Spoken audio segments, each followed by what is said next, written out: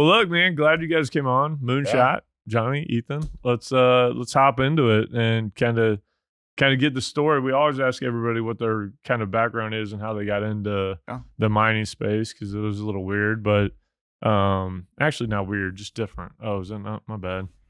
But yeah, so kind of tell us what was your guys' journey? What was your background pre Moonshot? You think you want to kick off or you want to go?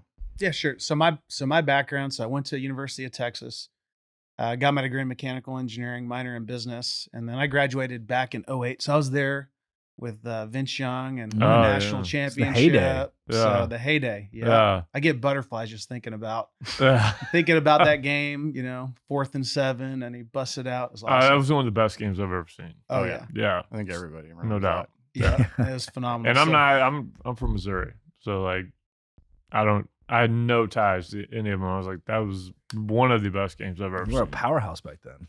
Oh yeah. Yeah, it was nuts. I mean, I used to joke around that when I went to Texas, because I'd ask kids after I left, I'm like, do you go to the games? No, I don't go to all the games. They're like, really?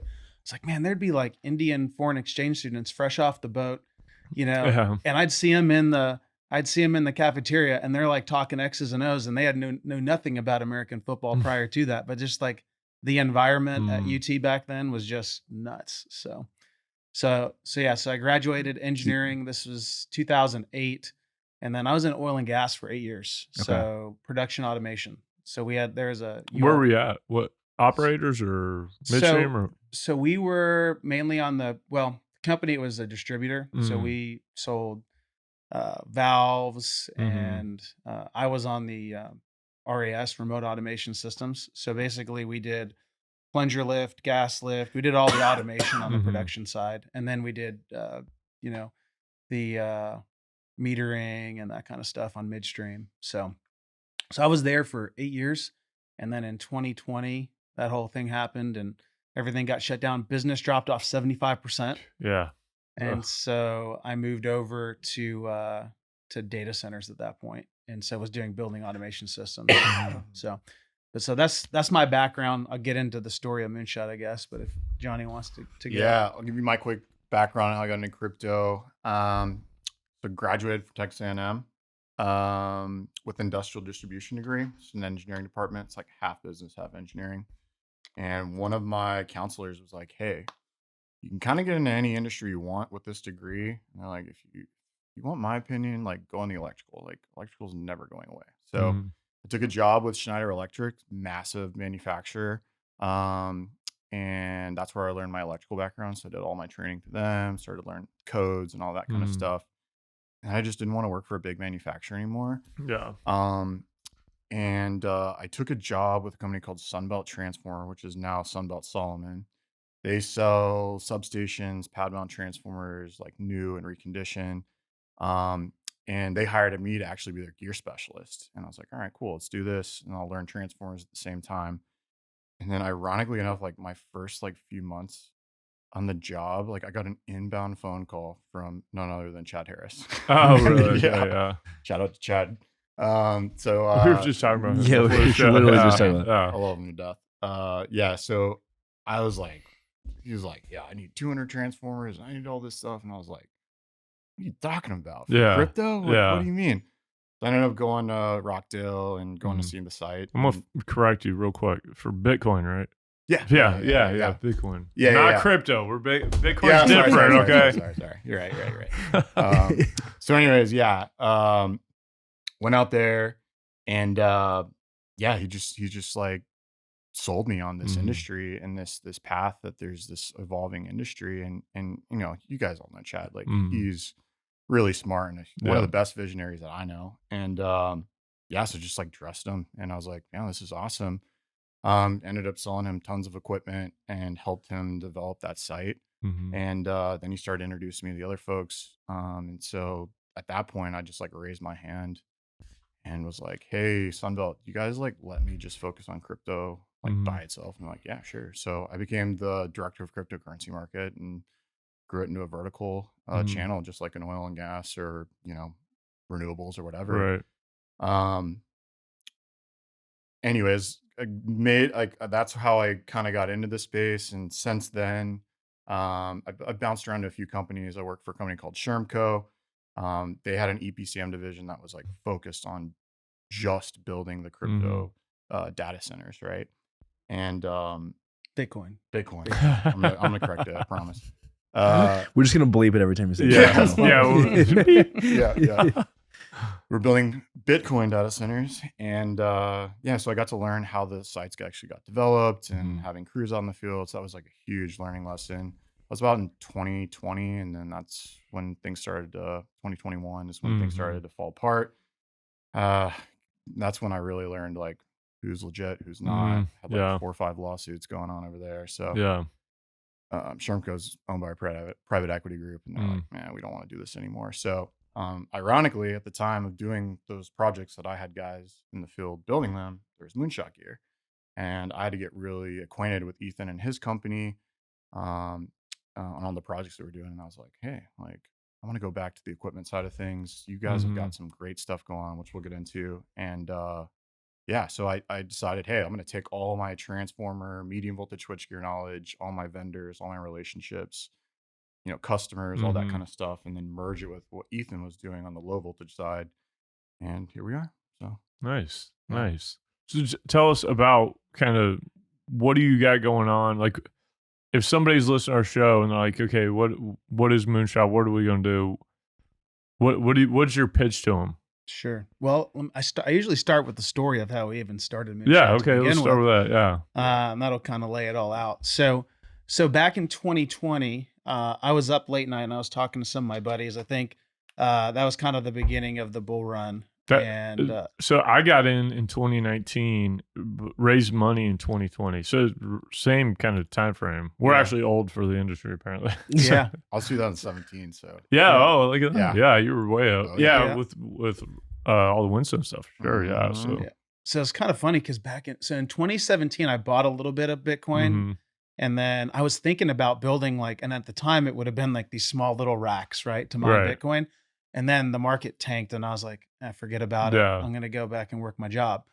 Well, in 2020, I'd just gotten laid off and Elon tweeted, buy Dogecoin. And I had some Bitcoin and I'm like, okay, now this is sacrilegious. I know I'm not allowed to talk about it, but I had to go through, you had to go through all these different exchanges to turn Bitcoin. I think I had to turn it into Ethereum, and then I could go buy Doge off some shady, site. So I put $500 into Dogecoin, and within 3 months, it turned into $50,000. Right. And then I said, okay, well, what else is there? And so my friend's like, hey, there's Hoge. I was like, all right, I'll buy Hoge. Shout out to Hoge. I think Barstool Sports, they promote Hoge. But and then I was like, what else? I'll buy Poodle. I'm just going to buy dog coins. So, dog coins. So then I post on Reddit. I post, hey, look at my dog pack. And I took a screenshot of now that was probably a bad idea, probably open to scammers. But anyway, I posted it and someone goes, you need to add SHIB to your dog pack. And I go, okay. So I figure out how to go buy SHIB and I put $500 in SHIB. So between pretty much Dogecoin and SHIB, that portfolio went up to $175,000 by that summer. Okay. And I was like, holy crap, there's something to this. I'm going to keep buying dog shit coins. No, it was funny. The rest of the world. I was showing my wife, like every day I'd go up and be like $10,000 more, 20,000. I was like, this is nuts. And I'm a genius. I'm a genius. I mean, this was during the whole GameStop thing. Did you guys see the GameStop? Dumb money? Oh, Dumb money is great. Yeah. I was like, that was like what I was experiencing. If I would have put $1,500 in, I would have made $1 million on SHIB. It was like a 25,000%. Yeah. It's crazy. It was You're nuts. just in your basement with your headband on every night, just like on Reddit. Yeah. That's right. That's right. Yeah. What's the dumb money guy's name? Something Kitty. What is it? Well, now you asked me. Something Kitty, though. Yeah, something Kitty. Yeah. Like you could have been the dog version of that. I could have been the dog version of that, but no, I didn't sell at the top. So, but anyway, so I was working at this company. We were doing building automation systems for, shout out to DivCon, by the way. So, but I was working there doing building automation systems for hyperscale data centers. And actually, Gideon's company at the time was called Hodl Ranch. Yeah, right. Mhm. They reached out and said, hey, can you build us some curtailment software? And so, I got wind of this and I'm like, how do we figure out how to do what we're doing with crypto or, Bitcoin?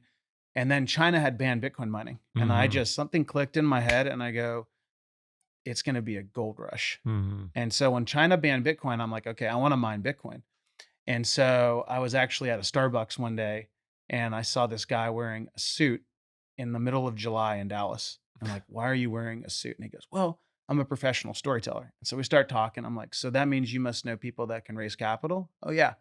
So he hooked me up with one of his buddies and I pitched him on this idea to build a Bitcoin mining operation. And he's like, yeah, that's awesome. Like the numbers make sense. I mean, at the time, this was like, Oh, yeah. it was Numbers peaking, were right? insane. Yeah. Numbers were insane. ROI was like 8 months. It was Yeah. awesome. And so he's like, okay, you got to put a deck together and I'll help you. And it's going to cost you X amount of money. So I paid him 3 billion SHIB. Don't tell the IRS. Yeah. But It sounds like a lot. it sounds like a lot. They were It worth was still a lot of money. I mean, it was, Yeah. You were a shit billionaire. I was a SHIB billionaire. Yeah. Yes. So I paid him 3 billion SHIB, which was worth Mhm. thousands of dollars at the time. Now, granted, when I ended up paying him in 3 billion SHIB, and then it ended up like 20xing after I paid him, but he didn't Yeah. sell at the top. I was like, dude. Anyway, So now he's like, damn it, I should have cashed in my 3 billion ship. he should have cashed in his 3 billion SHIB. So, he's like, you got to put a deck together. So now I'm doing market research, and I reach out to Compute North. And I said, hey, can I get 5 megawatts of power? And they said, yep, 5 cents all in. I was like, all in hosted? I'm like, that's a good deal.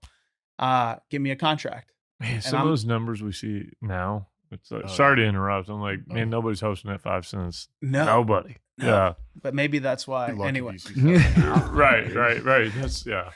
You're lucky. 7.5 is probably lower end. Yeah. Right now, but. Yeah. Hosted all in. I'm like, okay. So my goal was like, I'm going to get this contract and then I'm going to go raise capital against it. And so I end up talking to the guy and I'm like, hey, where's my contract? And like a week goes by, 2 weeks go by. And I'm like, where's my contract? He's like, well, we got the power, but we don't have the pods. And I was like, okay.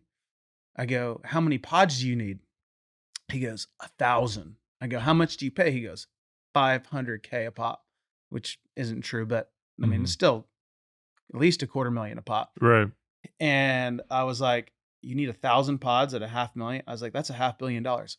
And we were integrating our control systems into UPS pods for data centers. And so I knew some different fabricators that were building these. And so I said, I'll build your pods. And so I started Pod meaning, let's Like a clarify. container. Container. Yeah, Yeah. container, Okay. yeah. But not a container. We don't want Yeah, to say yeah. container. We don't want Container, A that's pod. like Yeah. a Container dumbs it down too much. container, that's Modular like data center. yeah, modular data center, yeah.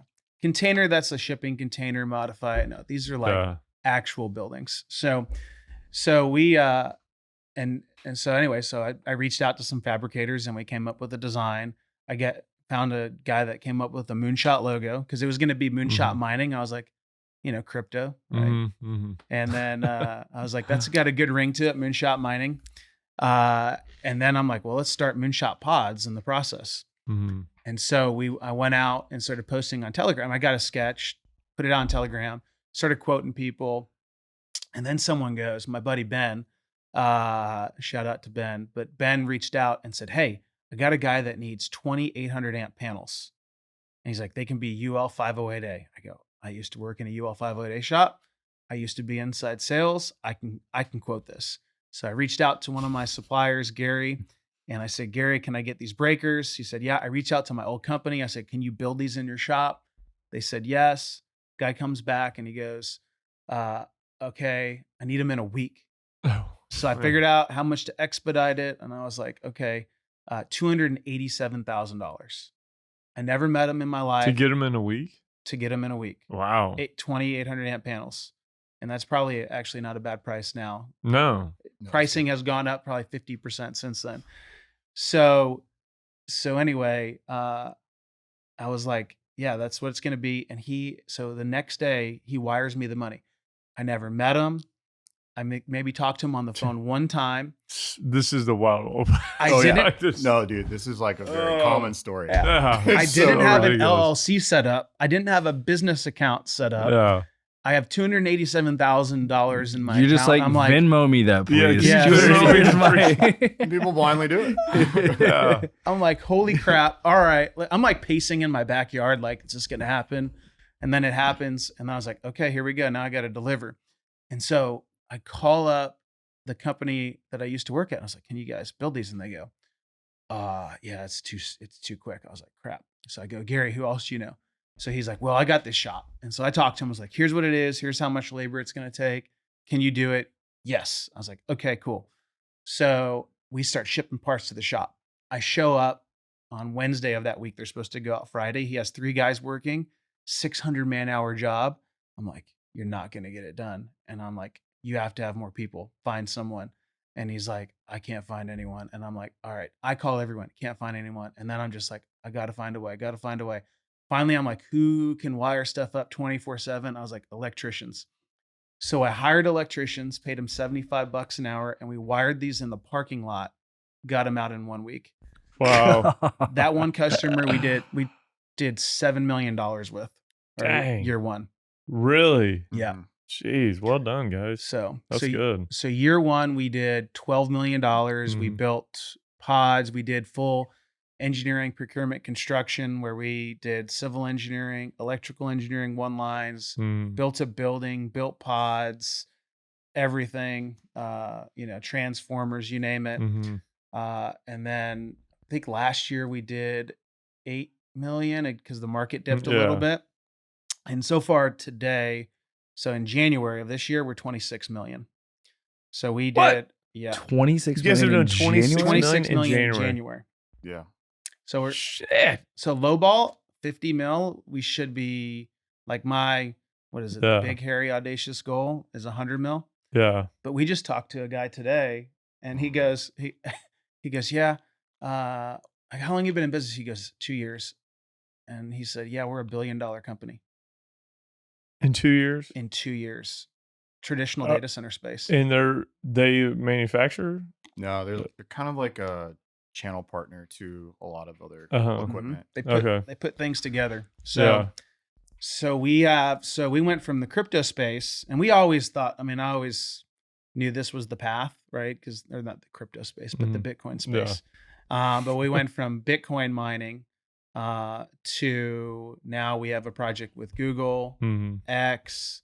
We landed a big project with Hut 8. And so those guys out there, so that's a 200 megawatt project. So that That's where project, a lot of it came in. yeah. So that project, we're supplying all of the power distribution panels. That's what I was going to ask. So are you just doing like where are you guys fitting in the whole scheme of, we locked down a site and we got it operational and running?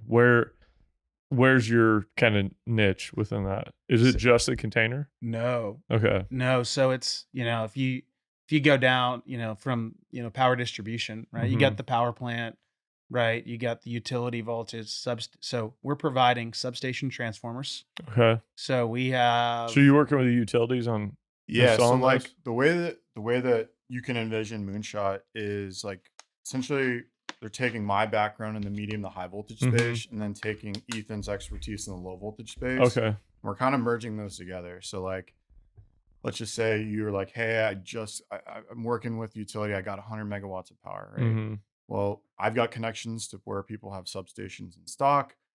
Just through my the transformer industry is a very small space. So I know where to find those pieces of equipment. And then just like low voltage equipment, you need breakers protecting things at a high voltage, medium voltage, and low voltage level. So arguably going from the substation all the way down to like the pad mount transformers that you see and the medium voltage switchgear, like I've got connections for all those. We're not manufacturing that because it's insane. Right? You don't. There's very few manufacturers of actual transformers. Exactly. Right. And like especially ones that can build things quickly right now. So I kind of know the guys that can build transformers quickly, medium voltage switchgear quickly, who has it in stock. Like you kind of have to be like that when you work at a company like Sunbelt. Like, Chad was like, hey, thanks for giving me the transformer. Do you know where to go find this?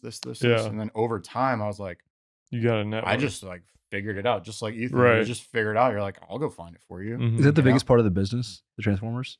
No. No, probably there's so we manufacture all the low voltage gear. So the UL 891 switchboards, Mhm. UL 508A panel boards, like that's like the big moneymaker for us.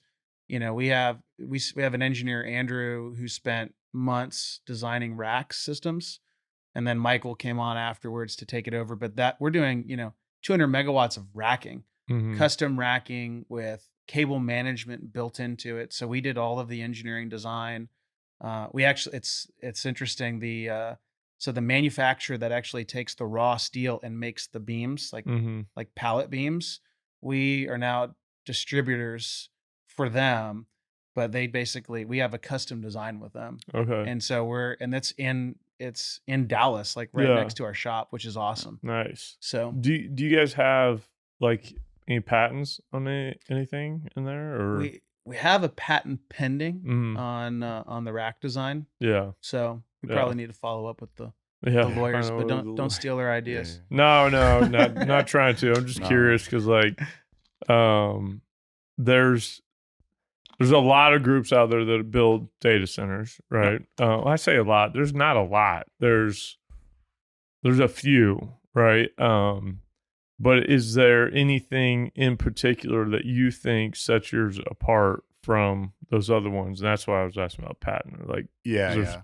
I mean, there's a lot of panel shops. Like, we are Yeah. not the first OEM panel shop, Yeah. right? But I think what makes us unique is that we can connect from the substation level all the way down the low voltage and everything in Okay. between, right? Okay. A lot of guys are like, hey, I'm only focused on the low voltage level, Yeah. right? Right. And I think I would agree. Most of them, that's kind of yeah, and it's Yeah. like they kind of have their niche. Mhm. And for us, we looked at Mhm. it as like we're competent in all Yeah. the areas, so we Mhm.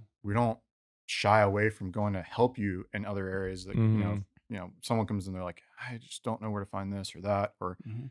I need help with engineering. Like, we're connected to all those things, Mhm. so we just help people connect the dots. And if we can mark something up with a nominal fee by buying it from someone else and making Yeah. your life easier, Right. and then we sell you just medium voltage transformers and Right. switchgear, like, rock and roll, that's awesome. Right. Obviously, we'd want to sell you the stuff that we make because there's a higher margin in that, but Yeah. we're not like, oh, You- we have to be right. low voltage gear. And I think that's what really makes Mhm. Moonshot unique, and it encompasses the story that Ethan shared. And I think the story that not Mhm. only you guys probably have, but all the listeners, of like, everyone in this space has always had to like grind, figure Mhm. out how to make the best value or stand out or do something different. And I think that's our approach Mhm. is we want to be a value add channel partner for everything that's Mhm. involved in these projects, and intimately understand like what it takes to get these up and running. Mhm. Not only both Ethan and I have been a part of, engineering and procurement, construction management to build these sites, but also building the equipment, sourcing all the stuff that you can't find. So Yeah. What size do you guys focus on? Is there, because there's some groups, upstream data, like they'll do containers and all that. Most are obviously off grid, but they'll do like 30 MCF a day. So Right. So you're talking, I don't know what, 30 kilowatts or something. Right. Like small stuff all the way up to some bigger stuff. Are you guys kind of locked in on like a certain threshold, or? I'd say Yeah, I think I would say really anything. I Yeah. mean, our approach is, and to Johnny's point, it's I want to provide more value than what we expect in return. Like in Mhm. the end, we'll be blessed because of it. But Yeah. but like it's especially in this space, people don't know anything. So Yeah. we're not like if you to go to a typical OEM and say, hey, I need these panels, they're just going to quote you what you ask for. Right. Whereas they come to us and we're like, well, what are you trying to accomplish? Like, what Mhm. miners are you running? What's your Mhm. current, like, what's your power on each miner? And so we're like looking at from Yeah. the design standpoint, and we're Mhm. trying to help them. And like, hey, by the way, have you done civil? Have you done, arc flash studies? Have you Yeah. done coordination studies? Like, we're actually trying to help them think through it, because in the end, we want them to be successful. And the little guys turn into the big guys. Right. So Mhm. we don't want to just shy away and say, no, you're too small. Like, I want to help out everyone we possibly can. Now, like, when HUD 8 comes to us and says, hey, we want to do a 200 megawatt project, like, heck yeah, let's go. Yeah. And we'll put the resources together. But I think to add to Ethan's point, no size scares us, whether it's small or large. But I think what we do is we just pre-qualify the people well in advance, right? Like we can really determine who's a tire kicker, who's a guy that's just trying to look for the. There's not a lot of tire kickers in this space. Nah, I'm joking. But like, so if we can get through all of that and we can see, like, I quoted a guy today, like I quoted him 3 panel boards, some 12 PDUs that we make, and some like fuse disconnects, and like I was talking to that guy and he was really, really, really smart. And he was explaining his vision. I was like, all right, I'm gonna help this guy. Right. Yeah. And he came to me with like exactly what Ethan had, where he was like, I need a fuse disconnect next to a panel board with a main. And I'm like, you actually don't need that main. That's what the fuse disconnect's for. So like we can save you some money by not doing it. And he was like, oh dude, thanks so much. So you let them kind of customize stuff a little bit. We sit back and is it made to order, I guess? Yeah. What we do is we let them come to us and say, this is what we're trying to build. And then we go and we say what the Schneider Electric term was value engineering. So you look at it and you go, how about this? Like, we know the codes better than you do. We can save you some money. Like you're like, who knows? Like, did your engineering group, if you had an engineer, which a lot of the times they don't,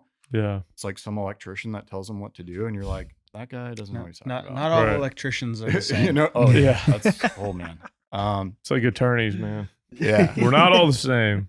But then you get the opposite, where you have engineers that will over-engineer stuff, right? Yeah. And then you're like, how do we meet in the middle, right? Yeah. And so we like understand their budget and what they're trying to get at, and like how fast they're trying to build things. Because obviously, if you want to build it quick, stock equipment costs more money. So we try and like teach them, hey, if you bought this piece of gear out of stock right now, going to be X, but if you waited 6 to 8 weeks, we could manufacture ourselves and be a little bit cheaper. So we just kind of like go through options and things like that. But I'd say we don't care if you want to build 4 megawatts or 400. Like that's super important, because I mean, especially when you think of like building these massive sites at scale, like going back to like over engineering things, that could be like the difference between massive, dude. Millions of dollars potentially. Oh, it's nuts. I mean, I moved a transformer 15 feet.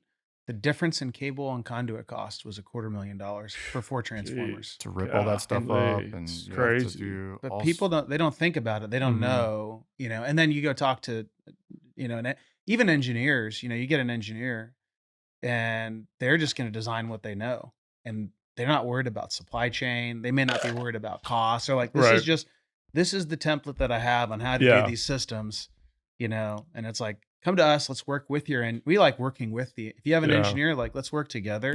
And help. So you guys are in on the design phase. Oh yeah. We do a lot of design work. Oh, in fact, like it was really fun. The HUD 8 project. I know all the USBTC guys really well. Shout out to them and Asher and all those guys. But anyways, Asher, new boss man over there. He's a man. I love Asher. But like I was working with their engineers and their core guys, Jake Palmer and Tim.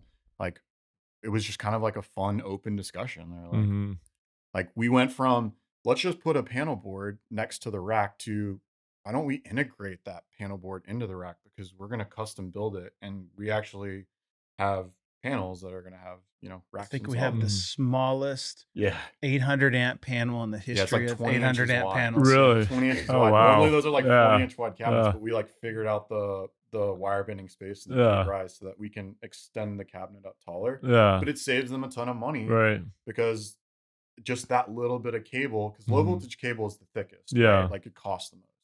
And if you just save like a couple feet, you're talking about labor install, you're talking about the cable itself and the time it takes to like, especially like, bending and going through all the cable trays. So it's just so much easier. Just come up with a design with these guys and like, all right, put it in the rack, we'll drop this in. It's like rock and roll. Let's go. Yeah. So it's fun. We take this approach where we love collaborating with our clients, and if they have the right technical folks that can do that. But a lot of times they don't, and then we'll just do that for them. And that's a lot of the value that we provide too. Are you guys doing much off-grid stuff, or has it primarily been on-grid? No. Well, yeah, mainly on-grid. I mean, it's electrical. I mean, the biggest thing, and we can get into it, your SCCR ratings probably are a lot. Your available fault current's a lot less from a genset. But I mean, after the genset, I mean, it's the same thing. Yeah. So it's distribution panels, it's PDUs. So that genset can be a bitch though, man. Oh, I like having done that much off grid. And like making sure that gas is clean. And making sure Dude, those we were things talking are about that running. the last show we did, where just trying to balance a gen set with like 3 arms on it, and it's a freaking nightmare sometimes with miners, because like the miners, you know, they run like this, and they'll kick you, they'll knock one of the other ones out of whack, and it's big deal. I learned way too much about electricity when we were doing that. I was like, what? There's so many it's things communicating with it's dirty electricity. I'm like, what? Yeah. How's that even work? I don't even understand what that means. Yeah, you got to put harmonics. Yeah, harmonics. filters Oh my on gosh, there, dude. Yeah. What are the, like, so many things could go wrong in electrical. Like, what are the things that you guys, I don't know if y'all see any trends with people coming to you in the conversations that you have. Like, what are the things that people get wrong about the electrical side? Everything. Everything. A ton. I mean, I think this kind of goes back to like, why UL and NEC, it's like, the history of UL, it's been around since 1894. And basically it's Underwriters Laboratory. That's what UL stands for. So it's the insurance companies that were driving the standardization process. You have NEC came shortly after, and that was due to like a lot of electrical fires that happened in the industry. And so they set these standards. And what I found is a lot of these Bitcoin mining operations, just the Wild West. And so they don't know anything about NEC. They're like, I'm in a rural area, so I don't have an inspector. I don't have to do anything. I don't have to do anything, right? People hear I'm not getting inspected, so that means I don't have to follow the rules. And it's like, actually, you do. The capital cost nowadays is so high that it's like you don't want to take the risk. You shut down immediately. I ask people all the time. I'm like, okay, so what are you gonna do if this site burns down and there's a person in there? Like, what insurance is going to cover insurance this? Isn't going to cover. Right. Like, oh no, I have insurance. I'm like, no, you don't. You don't. Because if you did, then you would be putting UL listed gears, which what we build, and there's so many issues like with people buying equipment from China or people trying to save money by bringing that equipment in, and then like, unfortunately, like the people that are buying that stuff, they're like, they see the price and they're like, oh, might as well just buy that. Like, right. And then they go to install it, and then like the AHJ is just like, yep, we're not going to approve you because it's not UL listed. And people are like, what? Yeah. I can't tell you how many times that we've gotten calls from ant boxes, and they're like, oh yeah, we got shut down. And it's like, yeah, now you have to put a fuse disconnect or a main breaker in a box outside of it so that it actually has the SCCR rating and it's UL listed before it goes in there. Now inside of the box, the inspector's like, look, good luck, but like, hey, like at least you're protected, and we'll let people into this building. Right. I'm pretty sure it was you, Ethan. It was. I'm not gonna say who it was, and I'm not gonna say which year from Power, but somebody else brought some equipment out. You saw it, came to the team, and said, "Please do not power that up because somebody will fucking die." Oh yeah, dude. Probably. Yeah, man. It's nuts, It's and crazy. that's people don't realize like arc flash incidents like are deadly. Yeah. I sent you some videos. You can probably play them, but I mean it's a bomb. Yeah. It is a bomb, and we pulled off some stats. I think there's every day 5 to 10 arc flash incidents. Really? 2,000 people a year are treated for burns. If kills people. I mean, I've seen videos where they're like, yeah, we had an arc flash incident. The guy ended up dying, and literally you walk in, silhouette of the guy on the wall. Are you serious? Yeah, you guys need to watch these. We send you guys a bunch of videos on YouTube to pull up. It's scary, man. Like, young Jamie, pull the videos up. Yeah. So, but I my iPhone. There was one time I was this is a dumb story. This is what happens when you let lawyers play with electricity. Even though when I was a kid, man, me and my older brother, we used to freaking make some wild stuff with electricity and fireworks. It was bad mix, but we did a lot of cool stuff. But I was messing around with my pool, and I had thought I'd turn all the breakers off and all this. And I bumped something up on one of these big old bolts that had something wired in, and it blew me back like 3-4 feet. I saw all white. I couldn't see anything. It was loud. It was super loud.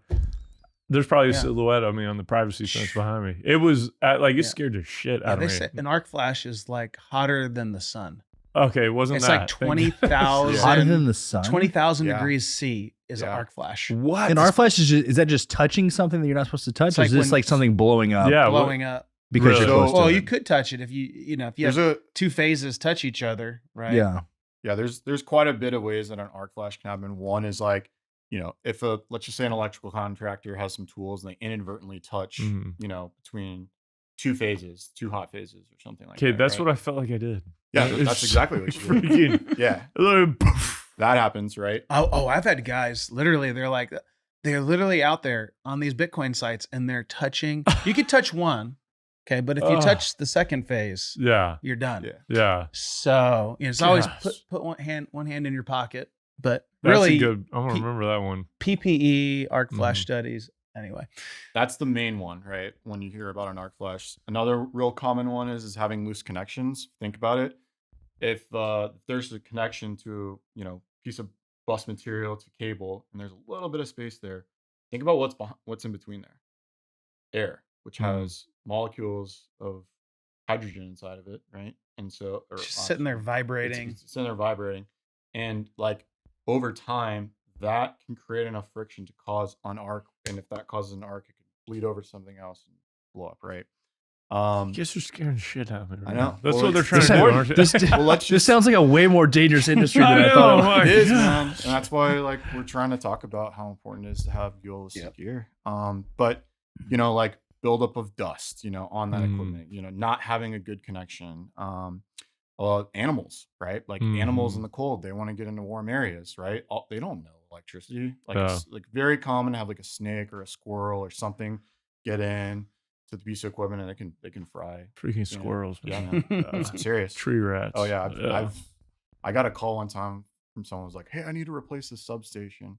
And I like looked at it and I was like, "Is that a squirrel on the top of Just- that bushing?" And like the whole bushing was Bro. cracked, and it was like, and the guy was like, "Yeah, there's a squirrel." So, I got a picture so on is my it phone. is it still Wild Wild West with these guys like maintaining their own stuff? Because now I'm like terrified to like touch something. I feel Yeah, like I'm gonna sure. like Oh, man, you I should went hire in- a professional to do that. Yeah. I went into a Scary. site and literally they had 4,000 amp gear. Luckily, they were curtailed, but the 4,000 amp gear was sitting in a pool of water. What? Yes. See, this is some stuff. I'm like, who are these people doing this?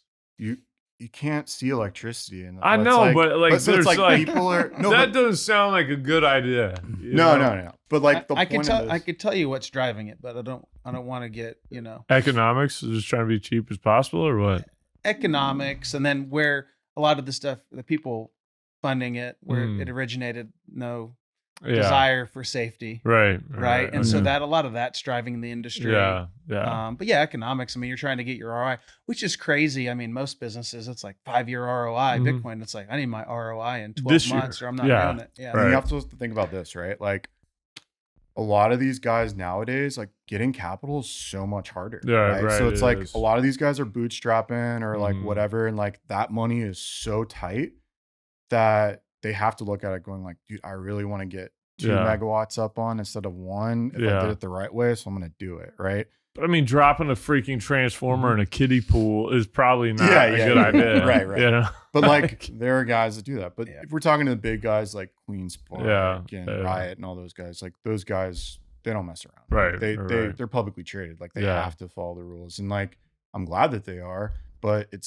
makes it more difficult for the small to medium sized guys to get in when capital is just Yeah. harder So to tight, get. man. So Back tight. like Yeah. a couple years ago, they're just throwing it at anybody. It doesn't Yeah. matter. That's what's so crazy is those is like when I was raising money, it was like 2019, 2020, and it was really hard to get money. It was really hard. I mean, you guys know. Yeah.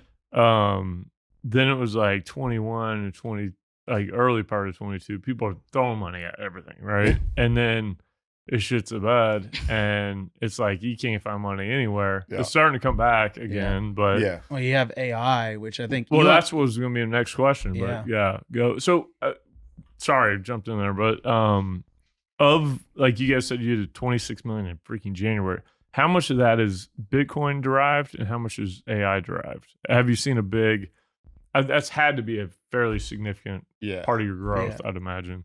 I mean, probably 80% of it's Bitcoin because that Mhm. we're we're one of the only OEMs that are really Yeah. servicing this industry. Yeah. A lot of guys don't want to mess with it. I mean, it's high risk. Right. It's, you know, we've had many projects, you know, they pay a deposit, and then, you know, the back 20 megawatts, they don't have enough money to pay you. And you're sitting there holding the bag essentially with all this equipment. You know, it works out in the end, but a lot of OEMs don't want to mess with it. Plus it's price sensitive. So lower margin, you know, it's higher margin to sell traditional data centers. But we're seeing a lot of like AI interest, multiple requests. Like, I think we'll see that. It's just, you know, they're looking at projects in 2025. Right. So the Bitcoin stuff is much quicker. AI, like, we're getting requests for it now. Yeah. I don't even think we've really truly seen it yet. Like, we're doing like some of this substation stuff that we're procuring. That's, I believe, for AI, and that's not even going to be out until 2025. Right, is the schedule. So yeah, I've just switched jobs actually, and I've been surprised at how much AI interest there's been. But I was curious to see like, what part of that is derived from AI versus Bitcoin. There's a lot of miners are trying to get online now. You want to get everything established now. Prior to having, you're probably not going to get operational before having at this point. Yeah, probably. But you know, being ready to kind of hopefully ride the wave up here at the end of the year. It's also hard to. I was going to say it's hard to pinpoint. Like, we get requests all the time where it's like, "Hey, this is for an enterprise data center or whatever," and we're like, we don't necessarily know because it's so NDA'd up and kept tight. Yeah, but you kind of assume you're like, gotta be for AI, right? Know, like, this is so big or whatever. Like, you might hear a little tidbit that you're not supposed to hear. You know how I know the difference? Like, how I know what it's going to be is the footprint. Like that's almost the guarantee. So the footprint's always exponentially larger. Oh my gosh! And it's over-engineered to the max. And that's what's. Oh man, that's such a good point to make. Actually, is like, it's so crazy to see how basic a crypto data center is.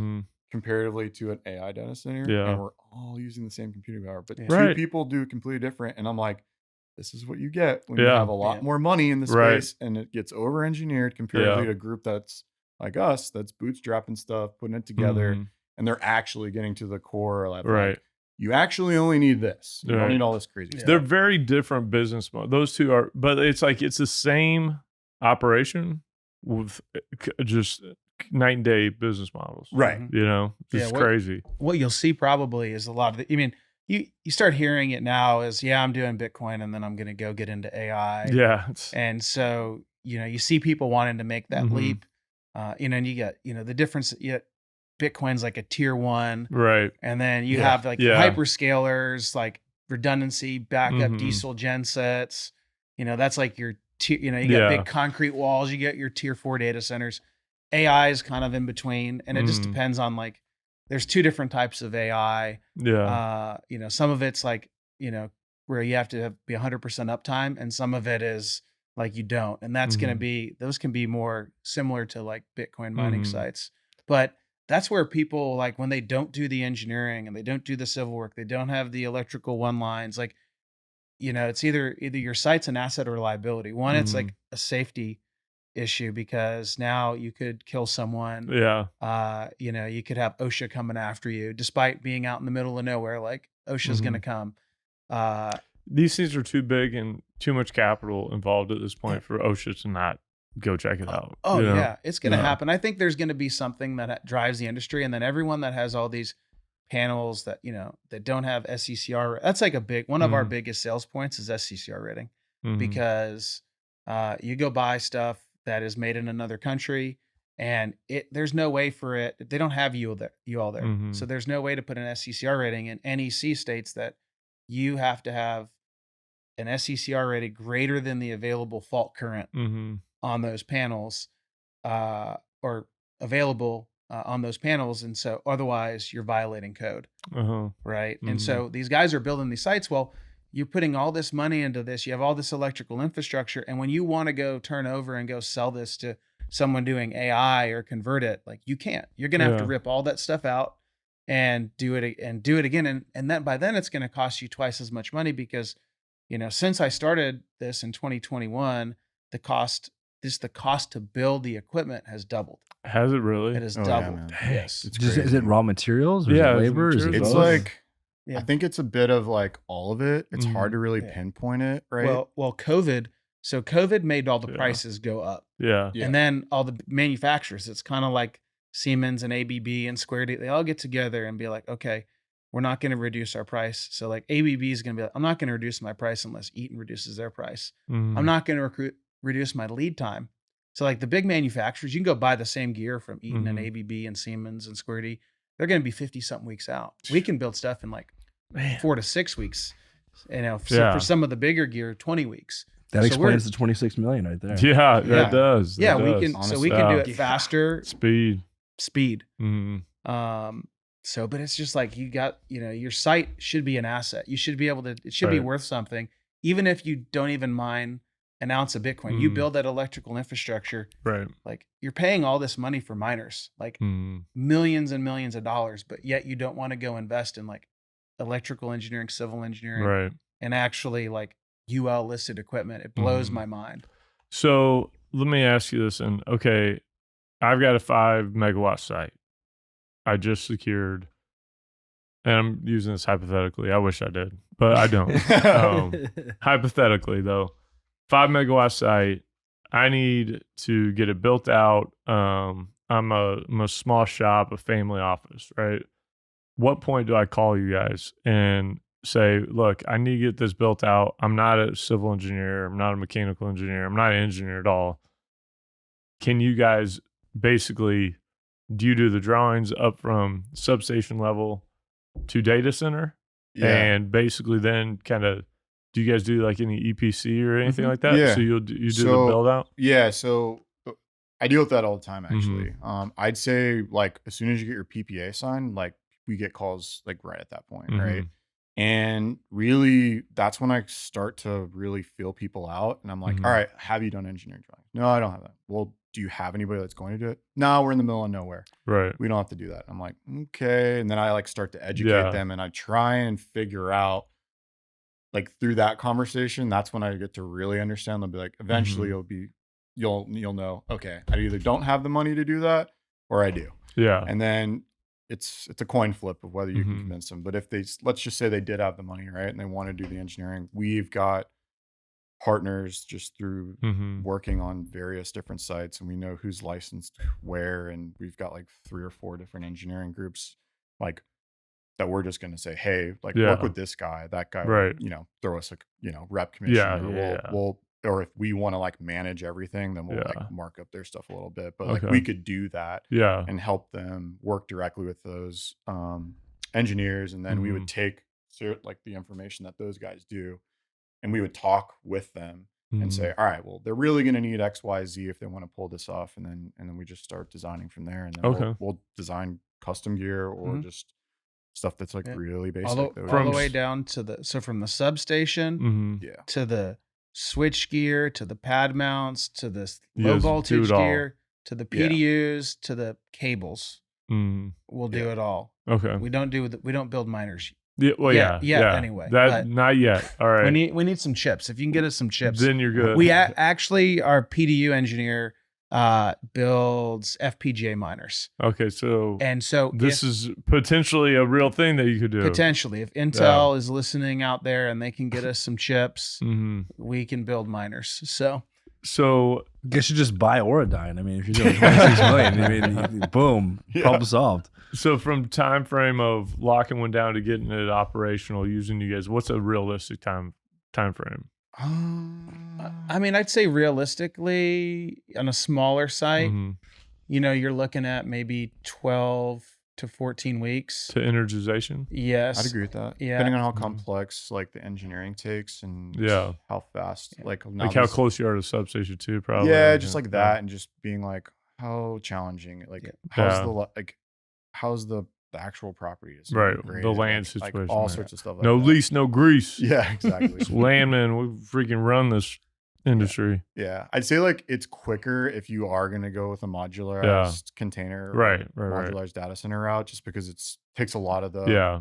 the guesswork variables, out. It's like, right. okay, here's this. I just got to put this there, transformer, and then do I need protection in between there? Mhm. And, you know, understanding a lot of times you get burned by the utility because you're trying to like figure out, like you talk to the owner and they're like, oh yeah, we have access to all this stuff. And I'm like, Mhm. do you though? Like, Yeah. or is that owned by the Mhm. utility company and like you own nothing and you actually Yeah. have to put equipment Right. from what the utility owns to you? And so like you got to collect a lot of data Dude. before you get to the Yeah, point of that- actually that- helping somebody. Yeah. So depending on how long that takes, but I'd Mhm. say if you had your shit together and I sat down with you, got it all, like we could probably get engineering done in like 2 to 3 weeks. And then once we have that and like we could build, I mean, we build just to put in perspective, like we can build panel boards depending on if we have stock for it. We can build panels in like 2 to 3 weeks. Mhm. And then if it's like custom build, like we could do it, 6 to 8 weeks. Now, if we're Okay. building like massive like scale, like switchboard, building 500 and what is it, 500 like 80, 80 something for that HUD 8 project. Yeah. We're gonna deliver all that stuff in like 20 weeks. all of it. Really? Yeah. 16 to 20 weeks. That's Yeah, it's starting to good. ship in 16 weeks and the racks and all that stuff. Yeah. So we're trying to make sure we're currently right now, and the HUD 8 team's been on like crushing it on top Mhm. of everything and making sure that everybody has what they need Yeah. to feel comfortable to build at this scale That's good, as guys. quickly as it can. But yeah, man, like we can really get after it with the right Mhm. people. And if they're like really down to play ball, like, but a lot of times, like, you know, like the reason why we still are alive in this industry is because we're not going to do things to jeopardize the company. Like Right. we're not going to ship you anything Yeah. until we have this paid for in full, or we're Yeah. not going to start production until we at least have X, whatever we Yeah. agree upon. Right. And like those things like really hold up projects too. Mhm. Right. And so Mhm. it's like, you know, if you really got everything set and if you have the money like you say you do, and like Mhm. you really can agree to these terms, like we could crank a Yeah. project out and like I agree, like a 12, 14 week time Nice. frame. That's and good. That's yeah. really good. Yeah, that is. That's good to know. Yeah. Yeah. I want to see what else we got on here. Arc flash scares the shit out of me. Oh yeah. Cause the arc flash. I'm keeping that for me. SCCR rating would be a good topic. I know that Yeah. Ethan kind of touched Yeah. base on it, and Yeah. I think like understanding that, because that's like a huge thing when we bring up to people, and they're like, "What's that?" And then like, I'm like, man, I can't believe you. That you want me to Yeah. hear? You Yeah, wanna I explain can. it? I mean, I can cover. I mean, so that it really stems from the available fault current, Hmm. and that you need an engineer to calculate for you. That's part of the thing. Like these guys that are building these Bitcoin mining operations Mhm. is they don't have an engineer that's telling them what the available fault current is. So you're Right. automatically violating. I think it's what NEC section 110.10, Hmm. which states that all electrical equipment has to have an SCCR rated listed on the outside of the panel, not the breakers inside of it. Mhm. People are like, oh, I got a 65 KSE breaker. No, every part inside of it needs to have an SCCR rating, which stands for short circuit current rating. Okay. Mhm. So basically, that means that every component in that enclosure can withstand an arc flash or a Okay. short circuit. Mhm. And So- mind you, we had to go to UL. They had Yeah. to come to our shop in order to Yeah. get a UL file to put a UL. This is a Moonshot Yeah. panel, and we can Mhm. slap a UL label on there. Like UL had to come out And check it and out. double check, triple check, test things, blow things Yeah. up to ensure that we're doing those things. And I think that's Mhm. an important thing Mhm. to note is Yeah, like, that's it's part of the process of what we've had to do to get to Yeah. where we're at. And you know, if it was easy, then everybody would have a Right. panel shop, and it's not. Right. And No, you got to it's really know not- what you're doing. it's But not anyways, easy. keep on going, Ethan. Yeah. UL. I mean, UL got, they make us, that's part of the requirement is you have to have Mhm. SCCR. And so, these guys are getting these panels, they don't have it, they're out of compliance, and then you essentially have like a bomb with projectiles out there Mhm. that if Yeah. you didn't do the testing. I mean, I talked to, we have an engineer with James Sorensen, Mhm. phenomenal guy, but he talks about levels of separation. Like when you talk about safety, like Mhm. when you're designing a site, you want to put the liability as far away from your operators as you possibly can. So you want to get away from the miner and you want to push that liability back on the utility. Mhm. Right. And so that's like SCCR ratings, that's doing coordination studies with the utility to make sure, you're not going to have any nuisance tripping. That's arc flash. So the arc flash study basically gives you a sticker that says you have to have this required PPE to even touch it. I mean, Mhm. you can go up to a breaker and you think like, oh, I'm just going up to a breaker like in your house. and you flip it, and that if there's something going on in there, like you can have an arc flash like in your face just by flipping a breaker. Really? And Like at people my don't house. realize it at your house. Oh my gosh. Yeah. Dude. Now- usually connections. it happens at like 3:00 in the morning when I'm Right. in my boxers half asleep. Yeah. So There you go. I could be that could be me. And I like Yeah. send my son to go do it. Like, dude, go Yeah. check that out. Now Jeez. the available fault current at your house Yeah. is probably not Enough. that high. Okay, right? good. But then, like even guys, if they don't do engineering, they'll spec out 3,000 kVA transformers. Well, you can. There's calculators. I think Eaton has one. You can download, Mhm. and you can plug in the impedance and the Mhm. transformer, and it'll say, if you got 3,000 kVA, you're sitting above 80 KIC or KA, which is Whoosh, that what? that bus bumps up your available fault current. Well, that means all of your gear downstream of that has to be 80, maybe 100 KIC. Well, Mhm. the cost of your equipment then goes up and the lead time Okay. shoots out. But people don't think about it. Yeah. So then in order to mitigate, either you don't do it and you're out of compliance and now you have a liability, or you got to go add a bunch of copper to bring Mhm. that fault current down, or Right, you it got to put drives fuse your costs disconnects, up. which drive your Yeah. costs up, right? But people are like, oh, 3,000 kVA, I could do more with it. Well, Mm. yeah, but it's going to cost you way more to install than you think. Maybe Mhm. cheaper just to put another 2,500 Yeah, kVA okay. transformer out there Yeah. than all of your gear's And all less, this stuff. right? Okay. I know you're kind of like, what is 80K AIC, right? Yeah. Like what we're talking about. So that essentially means that 80K AIC essentially stands for 80,000 amps Mm. that are available on that piece of equipment. Okay. So that means if a fault happens and that fault causes 80,000 It could worth handle of that. amps, it can handle that and the breaker would not burn up, blow up, Mhm. and do all those things, Mhm. right? So what happens is if you don't do these coordination studies or these arc flash studies, and let's just say you put a 10 KIC rated breaker, which Mhm. is like the lowest that you can do, right? And an arc happens right next to it, but that arc, like let's just say it's a lightning strike, let's just Mhm. say whatever, the trench that you're digging through got cut and that, it crosses these Yeah. bars, right? But that fault that happens is like 25,000 amps. Mhm. It's gonna literally roll through the system, and the breaker's not even gonna catch it. Yeah. It's just gonna start can't- catching on fire. Yeah. Wow. And so that's why the NEC and has these codes set in place. Because they require some sort of professional engineer that takes all those things into consideration that I need to talk about: impedance, voltages, how far away these things Yeah. are from substations. All those things play into how you rate something, Mm. and then you put in the right piece of equipment. So they like test worst case scenarios from a mathematical standpoint, and then they put in electrical equipment that automatically would make sure that's all Okay. protected. And so like the houses, like all these Right. buildings, like They they're have all this in they've there. all Yeah. been looked It's over by probably an engineer. 10 Right. 10 KA SECR Mhm. rating. Yeah, it's like on your nothing panels, major, like right? Yeah. This building, Yeah, not Okay. rated. Let me tell you. No, we just bought a house and we went and we had an inspector go out and it was, I got a kick out of it because he goes with the panels. He's like, yeah, these panels aren't in compliance. Says, is NEC 2017 that required, and that's why like these electricians, that's how I've been doing it my whole life. Yeah. Well, NEC 2017 came out, and as these states start adopting it, now you're out of compliance. So most homes that were built prior to 2017, they're all out of compliance because they Oh, don't wow. have. But if you go look at new construction, you'll see the SCCR rating, and you'll see an arc flash study, and the Mhm. required PPE listed on every single panel that's built now. Okay. When I was at J, there was incident. I think it was in North Dakota. You guys probably would know. I don't want to say the company's name. Somebody blew up. Somebody blew up, and They kill him.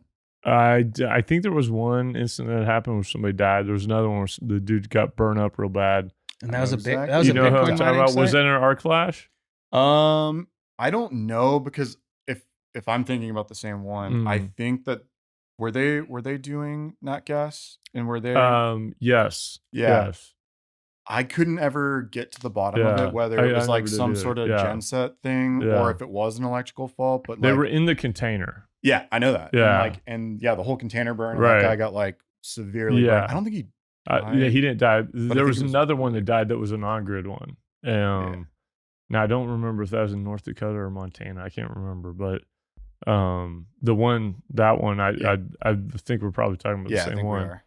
are. He got burned up real bad, but Mhm. yeah, he didn't die. But I don't know enough about that to know what it was, Right. but I'm just curiosity, I guess. wonder Yeah, if I mean, that's the what it only was. way you'd know is if like you got to look at that Right. electrical equipment, you can be like, oh yeah, you can clearly see like an arc. If there's an here. imprint on Yeah. like that outline, like a silhouette, then it was an arc man. flash. Yeah. All right. You want Yeah, to know something crazy? What? You want to even know this? What? I got struck by lightning. Did As a- you? as a No ba- way. as a I did baby. not know that. Yeah, As a baby. Dude. as a baby, outside of a Luby's, my great grandmother was holding me. We walked out of it. It was a huge storm. It was here in Houston. Walked outside of the carport thing. Zap. What? Yeah, I can see sounds. It's crazy. Did You you can get see I can sounds. see sounds. That's now, awesome. To this day, you're like, you have superheroes? Superpowers? Pretty much. I'll have to tell you a story about what Dang, that's things I've seen. I've seen crazy. sounds sometimes, but I can't talk about it on the show right now. It's a whole different thing. So, but yeah, that's awesome. That's crazy. It I sucks. forget that it happened because I was like an infant. so. Was your grandma okay? Yeah, she was okay. Did she get hit? Yeah, It was she was holding me. Yeah. Did you get those lines on you, like the the imprint? Spider of webs? I was gonna say, can you web? feel like danger happening? Like, Is it little spidey senses tingling? Yeah.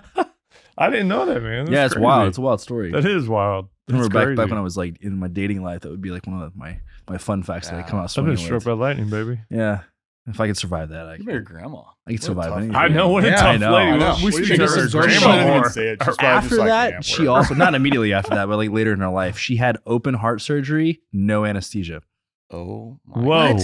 Open heart What? surgery with no anesthesia, awake. They don't make them like that anymore. Dude. No, that dude. is a tough lady. Could you imagine Oh my having gosh. your chest Dude, and your heart? I would cut just open? tell them to kill me. I would be like, There was "Nah, I'm something done." to where if she had the anesthesia, she would guaranteed like wouldn't survive. Wow. Dang. So Jeez, man. I don't want to test it, but maybe that came from the lightning strike. Possibly. That resilience. Man, Seriously, that's pretty dude. crazy, dude. That's crazy. It is. I blew up my knee and I was crying. So Oh, when I hurt my knee ice skating, which that alone makes me embarrassed to tell the story. But yeah, I was on the verge of tears the whole time. It was bad, and I was a 42-year-old person. that was recent. It's like 2 months ago. So, but yeah. Well, shoot, man. Look, this has been really good. Really informative. This is the first time we've really dove into the electrical side. This is Mhm. awesome. Yeah. Yeah. And I did not know a lot of this stuff. Honestly, I'll be honest, I didn't know a ton about you guys. But we should talk some more after this is over. Yeah, So love to. yeah, it's impressive. And shoot, 26 million in a month is not a bad deal. So shoot, I'm gonna know where to hit. You guys are somebody doing up. something right. Yeah. Yeah. We built a reputation for a while, and when you do that, and you know Mhm. what you're doing, like people trust you, and Yeah. we're very fortunate to have that opportunity right now. Yeah. You know. Yeah, just it's the way I look at it. You're a steward of other people's money, and if you steward their money well, they'll keep trusting you to give you Yeah, more that's money, right. and that's really what it comes down to. So it's like, bottom line, we treat our vendors great, Mhm. and like there are like our vendors are our partners, and then our clients, like we want to look at them like we're actually like we want them to look at us like we're part of their company. Like we're Mhm. internal. Like you should look at us as a resource to help you Mhm. hit your goals and get you where you want to go. So What I love is like I think what we're witnessing on a macro level is like I think there's still a lot of like Wild Wild West. There's still a lot of gray area, but Yeah. it's like this maturation of the phase to where things are becoming more institutional, Right. more Yeah. like Mhm. legit and safer Totally. and certified, and Totally. it's just really cool. Yeah, I wasn't alive for when like oil and gas was kind of going through this same phase, but I definitely obviously we all agree that there's a lot of correlations from Yeah. an industry perspective, and I think like a lot like in 2021 all that stuff was going down, like you started to see a lot like a cleanup of a lot of the like Oh power yeah, kicker- man. You and, shake them like, out. and it's just gonna keep on cycling it, and then like the big groups that we all know, they're all gonna be buying up those assets and things like that, and it's there's gonna be Shells and Exxons and stuff like that, and we're fortunate to like have done work with the Shells and Exxons early on to Mhm. where we can kind of get those big projects and stuff like that. So again, it's a really unique space, and we're It's still early. Still Yeah. early. Yeah. Oh, yeah. 100%. It is we're there. Especially- especially with AI. Oh I yeah. mean, Yeah. the data center space, like we're at the beginning Yeah, of the no. exponential curve. Yeah. Like I know. I agree. it's gonna be nuts. You guys will hit the 100 million soon, so we'll get you on in 4 months when you Shoot. hit it. Right, yeah. it, it might be. Before pop the bottles. summer. We'll yeah. come in more than with just hats and stickers. Yeah, I was gonna say, man, 26 million. I got a hat. Thanks, though. I appreciate it. I like that. Man. Yeah, for sure. I knew they were doing well when you got the rubber Yeah. badges on it, right? Yeah. Everybody else Yeah. can have to step the game up. Yeah. Yeah. Come on, everybody. Just the So, regular embroidered. We don't give those. That was back in the $8 million. that was $8 million, right? Well, man, this is great. Yeah, thank you guys so I'm much. excited for you, and I'm a little jealous, but excited for you as well. It was really good. That's awesome. Yeah. And yeah, we should talk some more after this is over. See what we can do together. 100%. Yeah, let's do it. Happy to help.